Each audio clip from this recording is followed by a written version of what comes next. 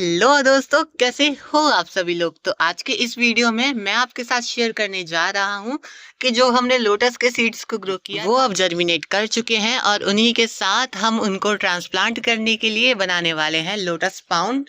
वो मैंने ऑलरेडी बना लिया है, यानी का उसका स्ट्रक्चर जो है वो मैंने रेडी कर लिया है। और हमारा जो लोटस पाउंड होने वाला है उसका साइज भी ठीक ठाक और उसके अंदर हम ट्रांसप्लांट करेंगे हमारे इन लोटस के सीड्स को जिन्हें मैंने ग्रो किया है। और यहाँ पर दो ही सीड्स आपको देखने को मिलेंगे क्योंकि दो ही हेल्दी प्लांट्स को मैंने रखा।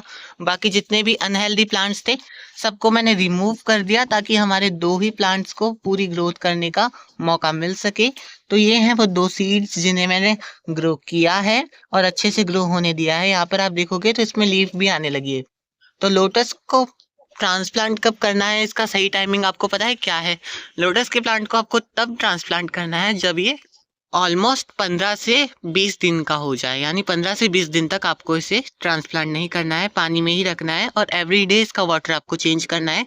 15 से 20 दिन के अंदर अंदर में इसका जो यहाँ से रूट वाला एरिया है इस जगह से रूट्स निकलना स्टार्ट हो जाएगी और उस टाइम पे हम इसे ट्रांसप्लांट कर सकते हैं। तो ये तो मैंने आपके साथ शेयर कर दिया कि किस तरह से किस टाइम पे हमें इसे ट्रांसप्लांट करना है। अब मैं कैसे ट्रांसप्लांट करूंगा उसका सेटअप भी मैं आपके साथ अभी शेयर करने जा रहा हूं। तो वीडियो को एंड तक देखना, आपके साथ मैं सारी इन्फॉर्मेशन शेयर करूंगा। वीडियो थोड़ा सा लेंथी हो सकता है, तो बिना किसी देरी के आगे के प्रोसेस को हम स्टार्ट करते हैं। तो जैसा कि आप सभी जानते हो, मैं एक सिटी में रहता हूँ और सिटी में चिकनी मिट्टी का अवेलेबल हो पाना बहुत मुश्किल है, लेकिन फिर भी मैंने किसी तरह से चिकनी मिट्टी के इन बड़े बड़े बाठों का जुगाड़ कर लिया है। यानी चिकनी मिट्टी के बड़े बड़े पत्थर है जिन्हें अभी हम कुछ इस तरह से छोटे साइज का बना रहे हैं ताकि हम इसमें हमारे लोटस के प्लांट को ग्रो कर सके। लोटस के प्लांट के लिए चिकनी मिट्टी बहुत अच्छी होती है क्योंकि ये आसानी से कीचड़ जैसी हो जाती है। अगर आपको ये मिट्टी नहीं मिल रही है तो आप आपकी नॉर्मल गार्डन सॉइल होती है उसका भी यूज कर सकते हो। बस इस बात का ध्यान रखना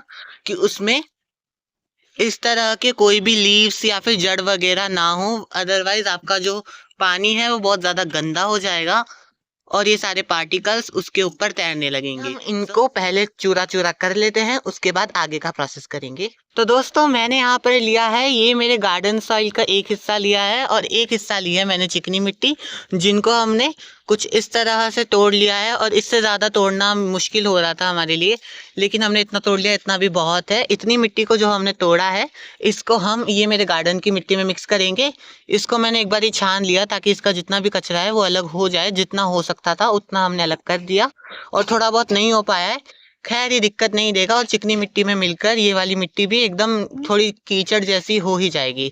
और अब हम इन्हें अच्छे से मिला देंगे और फिर इसे हम इस पाउंड में फिल करेंगे। ये मैंने खुद से ही ब्रिक से बनाया है, ईंटों का यूज करके हमने बनाया है। और इसमें हम ये वाटरप्रूफ पॉलिथीन अंदर बिछाकर पूरे में अच्छे से कवर करके फिर इसके अंदर हम सॉइल फिल करेंगे और फिर हम लगाएंगे लोटस को। जैसा कि आप सभी जानते हो कि इस साइज का टब मिल पाना मुश्किल है, और मिल भी जाएगा तो कम से कम 200 या 300 का मिलेगा, उससे नीचे मिलेगा नहीं हमारे यहाँ पे आसपास, इससे नीचे नहीं मिलेगा। और इतना मेरा बजट नहीं है कि मैं ये पाउंड के लिए ही सिर्फ इतने पैसे खर्च कर दूं। और ये पॉलिथीन मेरे घर पे पड़ी थी और ये काफी अच्छी क्वालिटी की वाटरप्रूफ है। 1 साल तक तो ये आराम से चल जाएगी और इस पाउंड में लोटस हमारा आराम से 1 साल तक ग्रो हो जाएगा।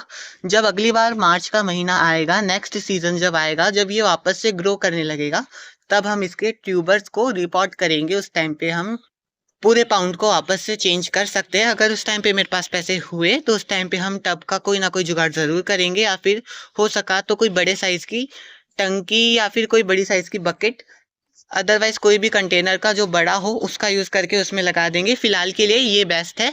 सो अब फिल करते हैं इसके अंदर सॉइल, उसका भी प्रोसेस मैं आपके साथ स्टेप बाय स्टेप शेयर करूंगा। सो वीडियो को एंड तक जरूर देखना।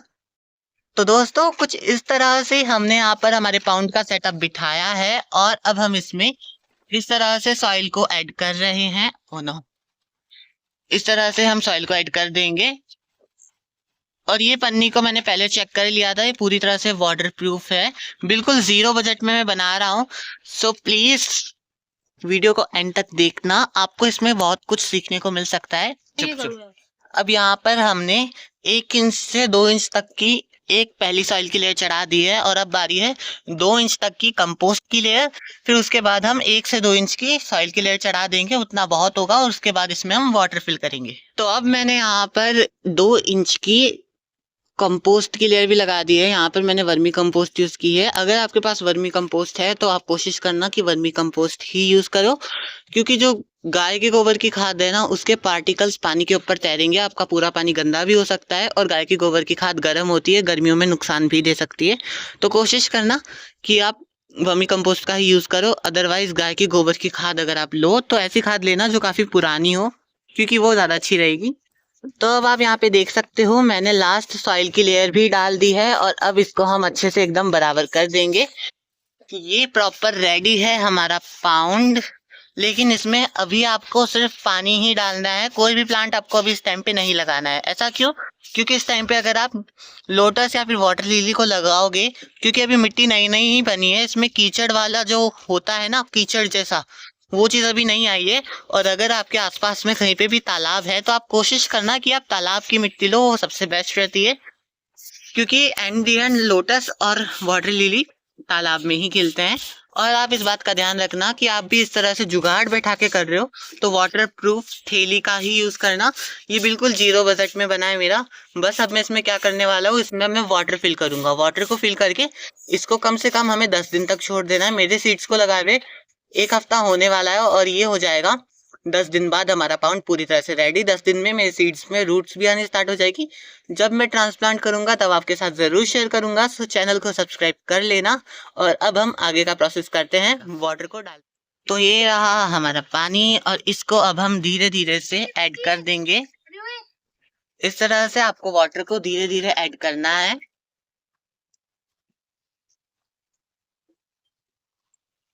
और पानी डाल के इसको आपको 1 हफ्ता, कम से कम 1 हफ्ता या फिर 10 से 13 दिन के लिए छोड़ देना है।